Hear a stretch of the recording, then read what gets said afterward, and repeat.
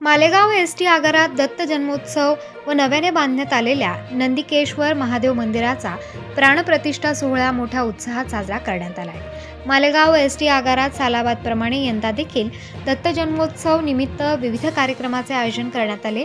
या आगारात नव्याने बांधण्यात आलेल्या नंदिकेश्वर महादेव मंदिराची प्राणप्रतिष्ठा करण्यात आली।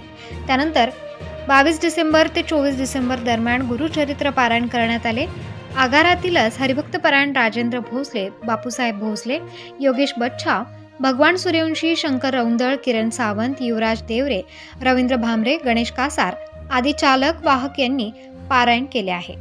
दत्त जयंतीच्या दिवशी सकाळी चालक DM चव्हाण यांच्या हस्ते सहपत्नीक पूजा करण्यात आली। त्यानंतर रावळगाव येथील हिरामण लोंढे यांच्या भजनी मंडळाने भजन सादर केले। त्यानंतर दुपारी जन्मोत्सवाच्या वेळी आगार व्यवस्थापक मनीषा देवरे, स्थानक प्रमुख दीपक रामराजे, सेवानिवृत्त आगार व्यवस्थापक शेखर कापसे, सेवानिवृत्त वाहक कुलकर्णी आप्पा यांच्यासह आगारातील कर्मचाऱ्यांनी दत्त जन्मोत्सवाचा पाळणा हलवून व गाऊन पाळणा आनंद घेतलाय।